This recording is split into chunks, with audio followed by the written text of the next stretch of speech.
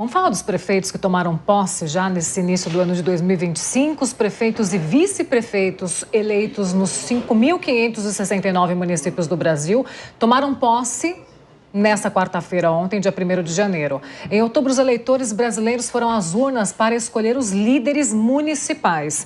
O resultado do pleito mostrou uma hegemonia do centrão e da oposição, com o PSD se tornando o partido com maior número de mandatários em exercício, algo que não corria há pelo menos 2 décadas. A sigla social-democrática é seguida do MDB e PP. O PL de Jair Bolsonaro é a 5ª legenda que mais elegeu prefeitos, enquanto o PT, no governo federal, aparece apenas na 9ª posição. Essa mudança no cenário político, ela pressiona a base aliada no Planalto, que pode perder poder de barganha e o controle do orçamento. É isso, né, Dias Peixoto? Boa parte dos prefeitos eleitos aqui do Brasil, que já assumiram os seus postos no dia 1º de janeiro, são prefeitos do PL. É isso. É isso. Sim, sendo bem realista e sincera aqui, Paula, a direita, a centro-direita e a direita deram um banho nessas eleições municipais.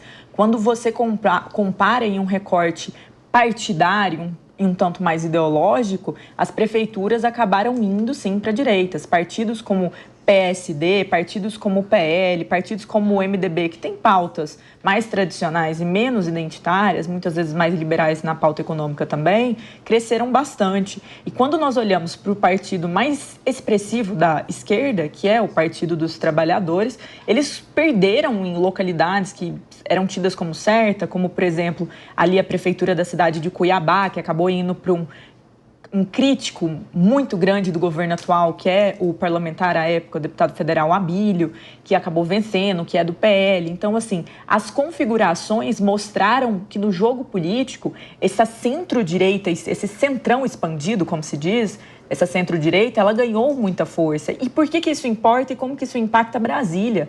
No final das contas, os prefeitos, no sistema que nós vivemos no Brasil, eles são os cabos eleitorais mais importantes dos candidatos a deputado federal e estadual e também aos candidatos de governo. Então, acaba que quando a gente olha para essa configuração, muita gente se sente ali atordoado, sem saber qual um direcionamento, se está num partido que não conseguiu fazer muitas prefeituras, porque não vai ter essa base de troca e apoio direto ali com aqueles prefeitos. Então, não é à toa que você, que é de qualquer município do Brasil, você se lembra de um momento em que o prefeito chamou algum deputado federal para inaugurar alguma obra e que disse que aquele valor, aquela emenda teria vindo dele. Então, assim, a lógica partidária no Brasil mostrou uma força muito expressiva desses partidos de centro-direita, especialmente o MDB e o PSD, que são partidos de centro, assim, que dialogam muito bem, centro-direita, mas que dialogam muito bem dentro do Congresso Nacional e que conseguiram agora mais força e mais expressividade. Enquanto isso, o Partido dos Trabalhadores, comparativamente, conseguiu eleger pouquíssimas prefeituras comparada a esse bloco político no país. Então, é uma situação que levanta ressalvas lá em Brasília. Mônica Rosenberg, por que você acredita que houve essa hegemonia de prefeitos centro-direita que ganharam nessas últimas eleições municipais? É um ótimo sinal, né, que a gente esteja saindo dos extremos, né, não só não elegemos centro-esquerda, mas também, extrema esquerda, PSOL e etc., mas também a extrema-direita não conseguiu levar tantas prefeituras assim. Na verdade, quando você olha, PSD, MDB e PP foram os 3 partidos mais votados. O PL ficou em 4º e o PT, gente, ficou em nono. O PL em 5º. O PT ficou atrás do PSDB, que é um partido que está acabando, dá até dor no coração ver o que está acontecendo com o PSDB. O PT elegeu menos prefeitos do que o PSDB. É um sinal de que, apesar da discussão federal estar muito polarizada e da gente continuar discutindo Lula e Bolsonaro e as pessoas continuarem se identificando com Lula e Bolsonaro, a nível municipal, que é onde a gente vive, na cidade é onde você passa os seus dias, onde você trabalha, onde você anda de ônibus, existe agora já o entendimento de que não dá para conectar. Nós vimos até aqui em São Paulo, Bolsonaro apoiou um candidato que nem teve tanta força, porque no fim o Pablo Marçal chegou falando dos problemas, falando em prosperidade, e o eleitor paulistano, por mais que tinha muitos bolsonaristas convictos ali, votaram em Pablo Marçal e não naquele que Bolsonaro tinha indicado. É o eleitor entendendo que quem resolve os seus problemas é o pragmatismo, é o político que está perto dele e é o político que fala coisa com coisa. Então, a despolarização a nível municipal é um bom sinal e espero que ela contamine para as esferas superiores de poder. Exatamente.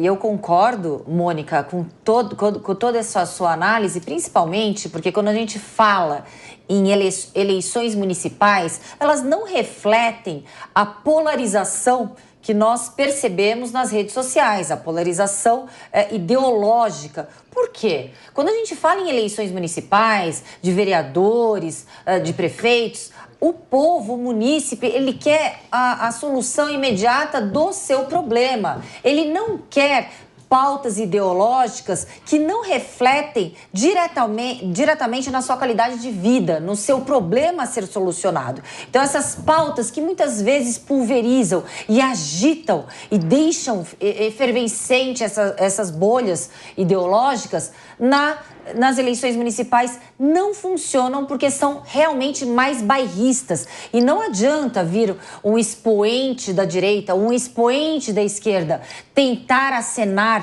para as eleições municipais, como a gente percebeu, não só o Bolsonaro, mas vimos o Lula também participando de forma efetiva na pré-campanha aqui do Boulos, dando resultado quase que zero em relação à quantificação e em votos qualitativos que possam ali expor o eleitor. O eleitor nos municípios, eles votam sim quem está do seu lado, quem está no dia a dia e quem vai resolver o seu problema.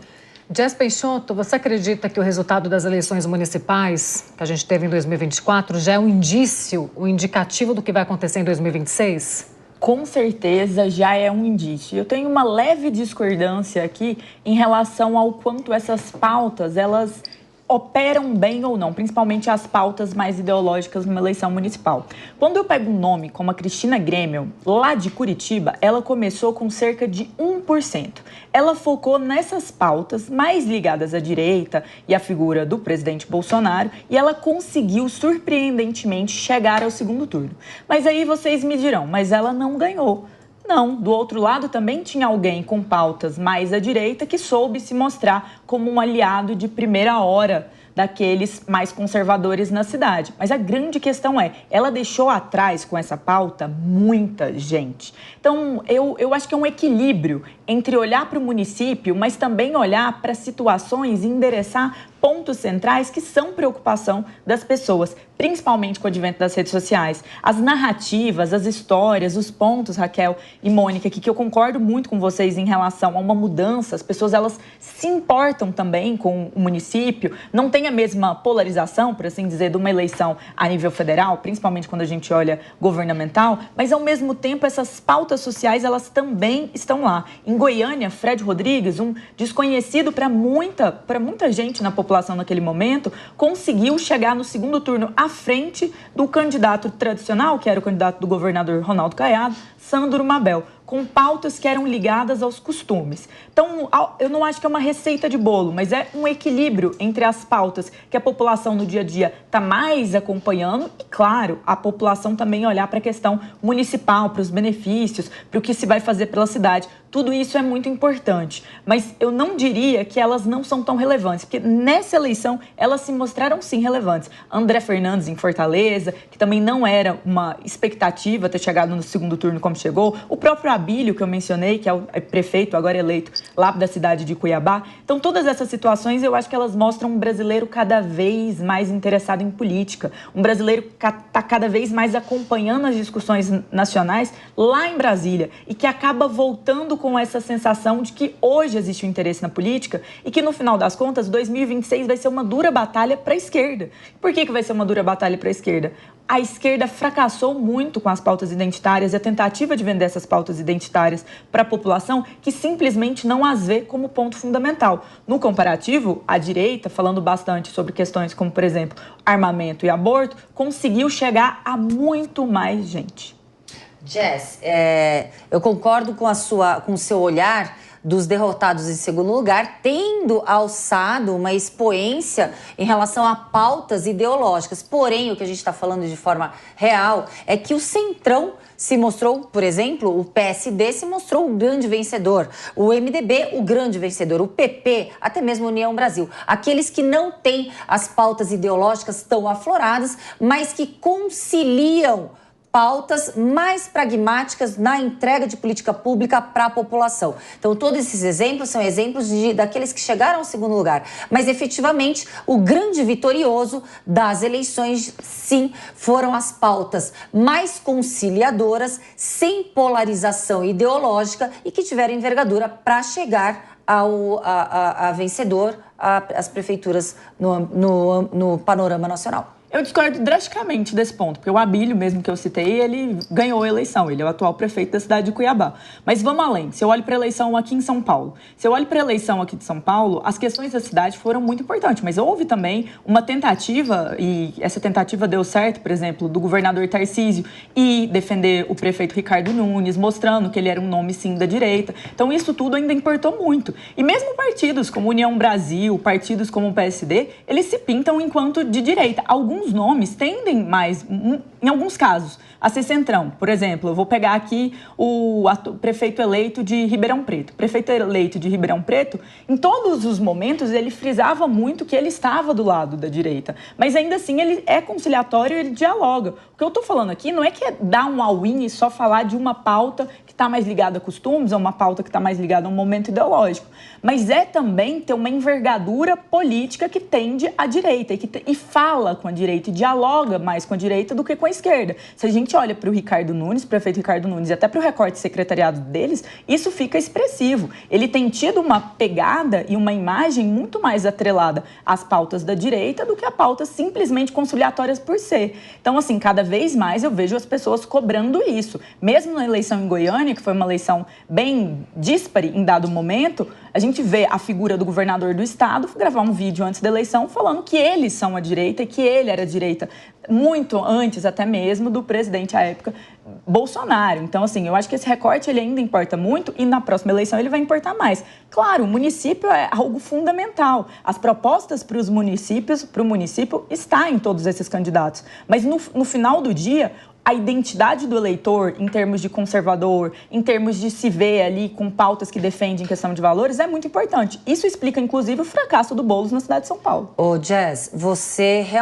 tem uma visão completamente isolada do que a realidade aconteceu. A direita, por exemplo, que se colocou massivamente do lado do Pablo Marçal, não conseguiu ir para o segundo turno. A direita, em vários locais que foram apoiados pelo próprio Bolsonaro, não conseguiram nem alçar ao segundo turno. Isso eu falo porque eu sou deputada estadual, primeira suplente do PL. Eu sei muito bem o panorama que ocorre. Eu participei das eleições, inclusive, como secretária municipal. Então, essa realidade, por mais que exista uma defesa tentando colocar a ascensão à vitória da direita, não ocorreu. O que ocorreu foi a vitória do bom senso, a vitória do consenso, a vitória do pragmatismo, sem a polarização e guerras ideológicas. Não ganhou ideologia de esquerda, não ganhou ideologia de direita. O que ganhou foi a entrega efetiva de políticas públicas e assim cabe direita e esquerda conciliadas. Esse foi o panorama, o resultado final das urnas entregues aqui no Brasil. Raquel, com todo o perdão, já que você falou que eu tô fora da realidade, eu acho que quem tá querendo negar a realidade, no caso aqui, é você. Eu sei que você citou aí pra mim que você foi secretária, participou das eleições, parabéns. Espero que na próxima campanha também consiga estar eleita, mas assim, a grande realidade não é assim que se imputa. eu não estou dizendo que as políticas foram ligadas ao PL, ou PSD, ou União Brasil. Estou dizendo que os nomes dentro dessas configurações nas prefeituras, eles também têm recortes muito mais à direita do que à esquerda. Vou pegar duas pautas clássicas, pautas como aborto e pautas como questões mais identitárias. Com certeza, se você olha os perfis dos prefeitos eleitos, a maioria se posiciona contra o aborto. Isso é uma pauta que eles têm qualquer tipo de ingerência? Não é uma pauta que eles têm qualquer tipo de ingerência. Ninguém se elegeu com a pauta do aborto. Mas muita gente não se elegeu também pela questão do aborto. A configuração... Ô, Jéssica, você está falando, desculpa, mas você está falando do aborto, a gente tem um aborto legal previsto na lei, as pessoas se pautam na legalidade. O aborto é proibido no país. O que é permitido é o aborto legal, que até países que são conhecidos no âmbito mundial de cercear e realmente violar o direito das mulheres, como países do Emirados Árabes, países que são realmente ditatoriais, permitem, por exemplo, eu vou falar da Arábia Saudita, permite o aborto em caso de risco de vida à gestante. O que a gente coloca aqui são pautas ideológicas que retrocedem o direito das pessoas, da dignidade da pessoa humana. O aborto legal é permitido em todos os países democráticos, inclusive aqueles países que violam o direito das mulheres quando coloca-se em risco a vida da gestante. E não existiu pauta ideológica relacionada a aborto. Nós estamos falando em pautas ideológicas de esquerda e de direita, e eu digo aqui, reafirmo, que o resultado pragmático visto no resultado das urnas foi que quem venceu foi o consenso, a razoabilidade e o centrão. Quem venceu foi o conservadorismo, a direita. Nossa. E candidatos muito mais ligados a posicionamentos e valores mais à direita. Isso, eu não estou falando que eu gosto ou que eu desgosto, que eu não sou candidata em lugar nenhum, não sou filiada a nenhum partido. Estou fazendo uma análise do fato aqui. Em momento nenhum eu critiquei legalização. Bom, vamos falar, PSD, querida, PSD, sabe ouvir? Só um minutinho que você está desinformando a nossa audiência. PSD teve 887 prefeitos no âmbito nacional. MDB, 856 prefeitos. PP, 747. União Brasil, 578. Esses partidos todos são partidos que não têm pautas ideológicas de direita super infladas. O PL, ele teve 516 prefeitos no âmbito nacional. Então, gente, minha não querida, tem... mais uma vez... Ô, Jess, você pode conversar sozinha. Aqui eu encerro o meu debate com você, porque a desinformação não cabe a um jornalismo sério como o Jovem Pan. Raquel, com todo respeito, você me interrompeu várias vezes, você quer falar mais alto na mesa, você quer simplesmente falar que agora você encerra, mas assim, foi um lacre desnecessário, porque no final das contas eu estou debatendo com todo respeito e com todo cuidado, eu não estou desinformando ninguém. Você está trabalhando como se o PSD, o MDB e o União Brasil fossem partidos homogêneos, como se todos os candidatos dentro desses partidos tivessem um posicionamento centrão. Então vamos pegar candidatos do União Brasil, como o próprio governador Ronaldo Caiado, que é do União Brasil. Ele tem todas essas pautas conservadoras e mais à direita que eu estou falando. Ele é um forte crítico de várias situações que acontecem no Brasil e tem esses posicionamentos ideológicos. Então, o Ronaldo Caiado é um expoente nome da direita. Prefeitos que ele elegeu no estado de Goiás são exponentes dessa direita. Vamos pegar outro, o senador Sérgio Moro, também está no União Brasil, também tem posicionamentos de direita. E por assim vai. Dentro do PSD, ou seja, o próprio Eduardo, que eu mencionei lá de Curitiba, tem posicionamentos à direita, falou bastante sobre a questão da proteção das famílias e das crianças em relação a determinadas pautas. Então, assim, o que você está confundindo aqui é que você está tratando como se todo candidato, por exemplo, tem um candidato lá do MDB, o prefeito Ricardo Nunes. Ah, então ele não é de direita, ele é de centro, e isso significa que ele é conciliatório. Olha o debate dele com Guilherme Boulos. Claramente não é assim. Então, assim, eu estou falando do recorte identitário político de cada candidato. E nisso eu estou dizendo que as pessoas, elas se afeiçoam, que elas têm sentido mais representadas por nomes que estão mais à direita do que nomes que estão à esquerda. Mas eu entendo a sua discordância, respeito a sua discordância, mas peço que numa próxima vez não seja tão desrespeitosa assim. Posso fazer um fechamento? Pode, Mônica. Só para fechar, porque eu acho que o que a Jéssica estava querendo dizer aqui é que o grande perdedor foi a esquerda e as pautas identitárias de esquerda. E isso realmente, a gente concorda com você, Jéssica. A esquerda e esse jeito de fazer política, falando de pautas identitárias,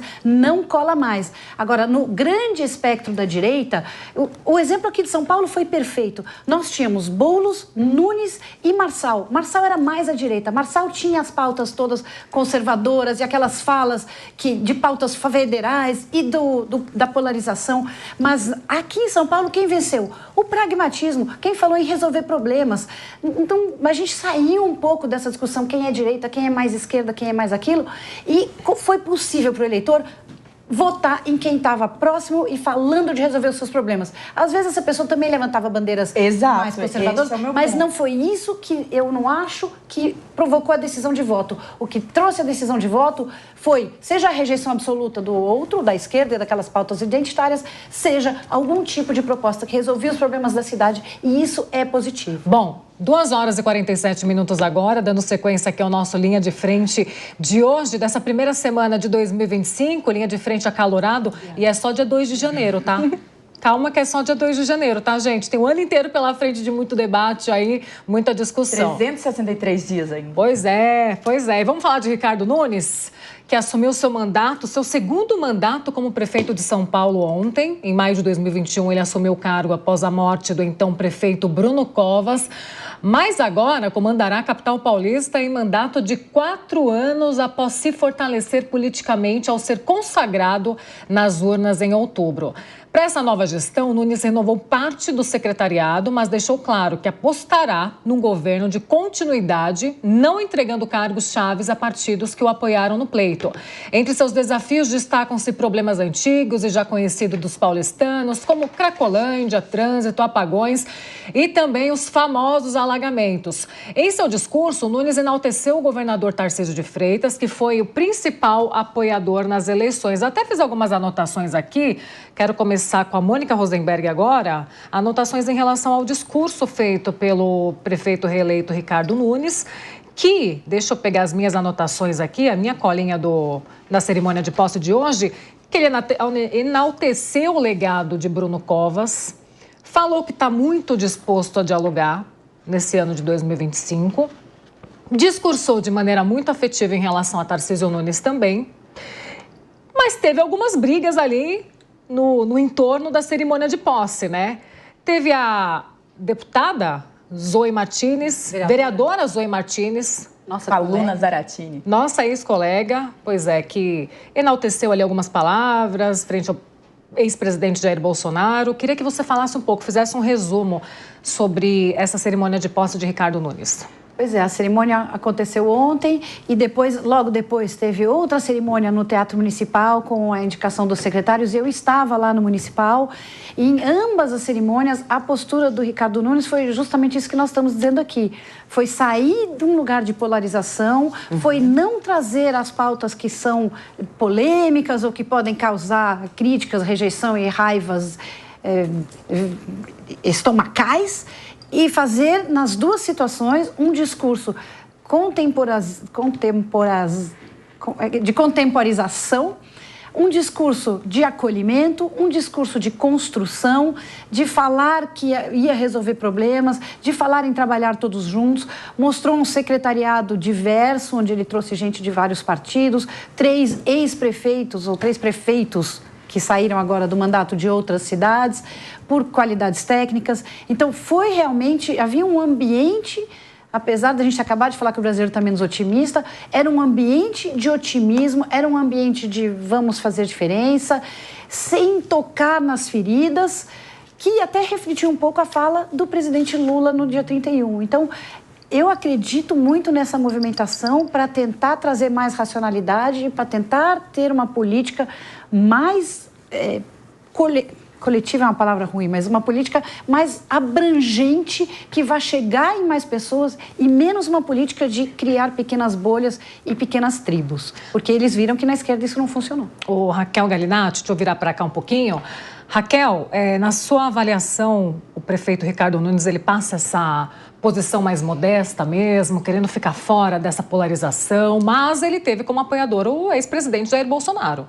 Na realidade, eu vejo que o prefeito Ricardo Nunes, ele deixa muito latente, explícito, o apoio preponderante do governador Tarcísio para a sua vitória. Ele enaltece muito esse apoio, ele tem muito orgulho do apoio do governador Tarcísio. Inclusive, na composição do secretariado, temos o vereador Rodrigo Goulart, que é do partido PSD, que faz parte justamente ao partido do próprio Kassab, que é um dos grandes expoentes do governador Tarcísio, como secretário de governo. Então eu vejo um alinhamento do Ricardo Nunes justamente para pautas e objetivos congruentes em relação a um consenso. E interessante que saiu agora, nesse minuto, a matéria de que o Ricardo Melo Araújo, vice-prefeito, perdeu a sua pasta.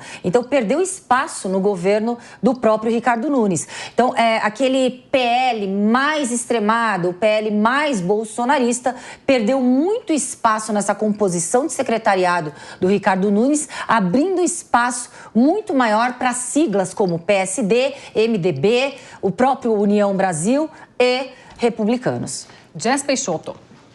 Mais uma vez, eu acho que aqui a gente precisa avaliar o fato. Qual que é o fato? O Ricardo Nunes, ele é um nome que vai se colocando cada vez mais ligado a outros nomes da direita. Um exemplo é a própria vereadora eleita, Zoe, que teve o prazer e privilégio de indicar uma próxima ali que trabalhou com a ministra, à época, a ministra Damares, na secretaria, no ministério, indicar para o cargo de secretária das Relações Internacionais, que é a Ângela Gandra. Então, aqui a gente vê um nome que é oriundo do governo Bolsonaro. Outro momento é o próprio convite de chamar o Roberto Campos Neto para vir para a pasta aqui em São Paulo. Então, o Ricardo Nunes, ele está querendo fazer uma prefeitura com mais identidade dele. Isso faz todo sentido. Em dado momento, ele correu o risco de perder a eleição por não ser interpretado e visto como um candidato que representaria a direita. Isso que explica o fenômeno Pablo Marçal ter crescido tanto assim nessas eleições municipais. Então, aqui ele tenta fazer essa correção de curso e acho que o governador Tarcísio de Freitas é um ótimo nome também para mostrar como aliado de uma direita consolidada. Mas vou além até. Eu acho muito interessante na posse do Ricardo Nunes o discurso dele mencionar a realidade que ele viveu como um jovem da periferia. No momento do discurso em que ele fala isso, ele chegou até mesmo a se emocionar. Isso é um gesto e um aceno que o humaniza mais e que tenta mostrar mais qual que é esse propósito que ele estaria na política, o que é uma tentativa muito interessante, muito comum aos políticos de contar a sua realidade.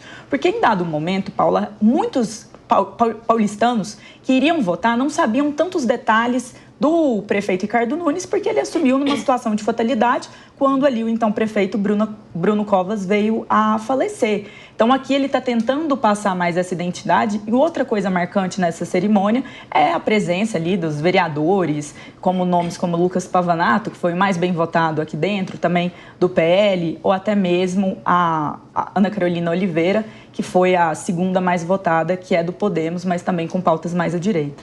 Mônica Rosenberg, você acredita que Ricardo Nunes ganha um protagonismo maior nesse ano de 2025? Certamente, até pela prefeitura, como ele construiu ali o seu secretariado. Agora, os dois Ricardos, né? Ricardo prefeito, Ricardo vice, e a coincidência é que no Rio são dois Eduardos. Eu achei isso muito interessante.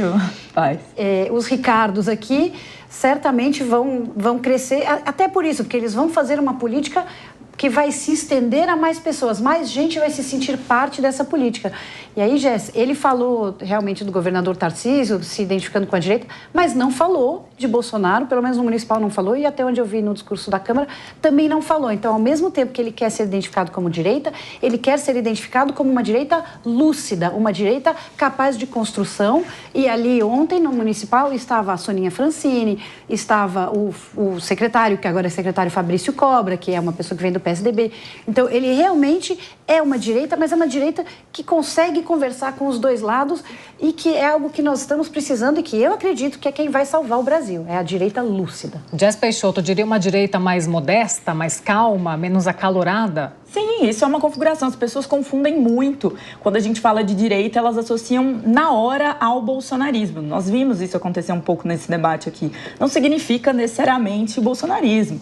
Até porque, se a gente olha para a configuração atual, a direita está com vários nomes aí no pleito e se destacando. Seja o governador do Paraná, Ratinho Júnior, ou seja o governador de Goiás, Ronaldo Caiado, ou seja o governador de Minas. Que muita gente diz que não é direita. Exato. Assim, quando a gente fala direita, a gente está olhando mais para as pautas do que para as personalidades. possibilidades. Eu acho que o Nunes, ele já fez essa modificação, que é ter uma mensagem: eu sou de direita, mas eu dialogo. Isso não é um problema. Agora, ele é categórico sobre qual lado ele está dentro de uma divisão clássica e política. Mas quando a gente olha para as propostas, para os projetos, ele ontem até agradeceu tanto o Tarcísio, como também mencionou o ex-presidente Bolsonaro. Mas isso não significa que ele todo mundo quer usar essa palavra, é um bolsonarista raiz ou qualquer coisa desse tipo. Não, não é sobre isso, mas é sobre em qual espectro político ele se coloca dentro dessas disputas. E aqui eu acho que vem nascendo e fortalecendo no Brasil, sim, uma direita que ela está mais moderada em outras questões, mas eu diria que as pessoas confundem moderação com Jair Messias Bolsonaro. Então, assim, o Ronaldo Caiado, para mim, é um expoente que até brigou com o presidente Bolsonaro em dado momento. Eles tiveram ali suas divergências até na eleição, mas, inegavelmente, os dois estão na direita. E aí, sobre o que é moderação ou não, eu fico com mais dificuldade de identificar. Mônica Rosenberg concorda com a Jess Peixoto? Acredita que Ricardo Nunes tem essa direita mais modesta, um pouco mais controlada, digamos assim? Você sabe de uma coisa? Quando, inclusive, anunciou, logo no início, né, quando Jair Bolsonaro foi esse apoiador de Ricardo Nunes, muita gente ficou surpresa, muita gente não esperava, inclusive. Você esperava? Eu não esperava e muita gente não gostou. Eu me lembro que imediatamente foi lançado o nome do Ricardo Salles, seria o candidato que representaria mais essas pessoas. Exatamente por quê? Porque, gente, vamos lembrar, quando o ex-presidente Bolsonaro apareceu no cenário político, ele vinha para ser uma pessoa disruptiva. Ele era contra o establishment, ele era contra aqueles políticos rançosos que faziam sempre a mesma coisa, fisiológicos. Então, ele trazia essa vontade de mudar tudo. E aí, a hora que veio o apoio ao Nunes, o Nunes representava exatamente essa política que os ideais do bolsonarismo lá atrás não respeitavam. Então, foi realmente difícil engolir o apoio e dizer, ok, nós vamos apoiar este personagem porque ele é a pessoa que, de acordo com os acordos e as negociações políticas realizadas, vale lembrar, por Valdemar da Costa Neto, que é o dono do partido. Raquel, me corrija, mas não é o dono, mas é a pessoa que fala pelo partido e que tomou essa decisão e que fez este acordo de apoio. E aí Bolsonaro, corretamente, seguiu a orientação do partido, apoiou, mas teve muita gente que não gostou, não aceitou e até o final, e depois marcializou. Tudo isso faz sentido, porque de novo, um eleitor que é emocional, para não dizer visceral, é um eleitor que não é regido por uma análise técnica do que é o melhor e como é que essas coisas acontecem. Aí, vai. Raquel Galinatti, essas eleições municipais, elas antecedem também, talvez, um resultado das eleições de 2026? Por quê? Porque a gente tinha uma direita e uma esquerda e a gente veio, Pablo Marçal no meio ali, que trouxe bastante polêmica também. O que você acha? Como que vai ser aí o cenário de 2026? Porque agora tudo que a gente fala nesse ano de 2025 já é pensando já no próximo ano. Eu acredito que todo pêndulo, todo movimento, principalmente político, ele vem como um pêndulo. Aí eu vou falar das eleições que vieram após as eleições da vitória do presidente, então, Jair Bolsonaro. As prefeituras, elas tomaram elas tiveram um grande fracasso em relação aos partidos de centro-direita. Tiveram um fracasso em relação às legendas do PL. Agora, o PT, no governo federal, ele tomou uma grande... Ele foi derrotado nas eleições no âmbito nacional, porque o que demonstrou a vitória foi partidos de centro-direita. Então, a gente vê que o que sinaliza já é uma prévia, como se fosse um aquecimento para as eleições agora de 2026, de 2025. 2026. São as demonstrações do que a população ela almeja para que aqueles que ela vai eleger como seus representantes no parlamento, no âmbito federal, realmente represente. A população parece estar cansada dessa polarização, desta briga insana por pautas que não são palpáveis, por pautas que não dão entregas de políticas públicas. com pautas que só acenam em redes sociais. Quando a gente fala em política pública, a gente pode sim ter o norte de direita ou o norte de esquerda. E aí é conciliar essas visões ideológicas antagônicas para melhor entregar para a população. E a gente fala em todas as esferas. A gente fala na esfera da saúde, da educação, da segurança. Então é impossível trabalharmos com pautas completamente polarizadas e a população ter os seus direitos sociais amplamente plenos e entregues se tivermos essas disputas, porque ali a gente não está disputando. Quando a gente coloca disputa ideológica, a gente não dá entrega efetiva de política pública. Então eu acho sim que o aquecimento é uma prévia e mostra que as eleições agora de 2026 terão sim como grandes vencedores os partidos de centro-direita. A verdade é que tudo que acontecer agora já é termômetro, né? Já é termômetro para a gente começar a medir o que vai acontecer em 2026, né, Mônica? O Brasil só tem 2 tipos de ano, tem o ano eleitoral e o ano pré-eleitoral, né? Agora, toda vez eu ouço isso, é pré-eleitoral, é eleitoral. Eu queria fazer só uma correção, um ajuste, para depois eu não ser massacrada, xingada no meu Instagram pelos DMs dos meus queridos haters que eu gosto tanto. Quando eu digo que o eleitor é visceral, eu não estava falando do eleitor da direita, nem do eleitor de São Paulo. É uma coisa do eleitor brasileiro, que ele vai pela emoção, vota em quem ele gosta e não necessariamente naquele que representa as ideias que mais lhe dizem respeito. Exatamente, por ele ser emocional e votar por quem ele gosta, muitas vezes ele vê ali qual candidato representa mais em termos de valores e até mesmo pessoal. Eu queria muito viver num Brasil em que a proposta fosse o protagonista principal. Infelizmente, eu ainda não vivo nesse país. Mas falando do prefeito de São Paulo, aqui do prefeito Ricardo Nunes, nós vemos também alguns acenos dele em composições cada vez mais técnicas também. Ele também montou um secretariado mais técnico, ele também está olhando muito para os projetos e para as políticas que ele quer colocar em execução, e ele tem projeto de olhar bastante para a questão da Cracolândia, para a questão ali de dar uma resposta que foi tão cobrada da sociedade em relação a isso. Inclusive, o vice dele será quem cuidará desta parte em relação a ser o representante nessas ações estratégicas da Prefeitura de São Paulo. Então, quando a gente olha para toda essa montagem da administração do Ricardo Nunes, a gente fica com a pergunta, né? Tem muita gente aí, ontem um amigo me falou, você acha que existe possibilidade do Ricardo Nunes estar se preparando para, quem sabe, concorrer num cenário como governador? Olha, eu não acho que é uma carta fora da mesa, mas eu acho que vendo o que ele passou nessa última eleição, porque vamos lembrar que essa eleição foi uma eleição difícil para ele. A diferença dele para o terceiro colocado é de menos de 2%, menos de 3% dos votos, o que é muito pouco. Quando a gente olha para isso, em dado momento, ele teve que se colocar e se conectar com o eleitor, tentando mostrar quem ele era e o que ele representava. Muitos dos programas eleitorais dele foram sobre isso. Em vários momentos no debate, ele fala sobre isso. Então, assim, esse dado risco que ele sofreu de não ter tido uma gestão que tinha a cara dele ou de não ser uma figura tão frequente em relação a espaços de imprensa, o faz agora buscar ter esse poder maior. A Mônica bem lembrou aqui a situação do Ricardo Salles, né, que era preferido por um grupo mais à direita, mais bolsonarista, do que o Ricardo Nunes. E no momento em que o nome do Nunes passou e do Ricardo Salles não, qual que foi a sensação desse eleitor que tinha expectativa de votar num ex-ministro do Bolsonaro? Apoiar um outro nome que não tinha nenhuma relevância nas pesquisas ainda, que era o Pablo Marçal. Por quê? Porque ele se via e ele se vendia muito mais como a direita do que o prefeito Ricardo Nunes.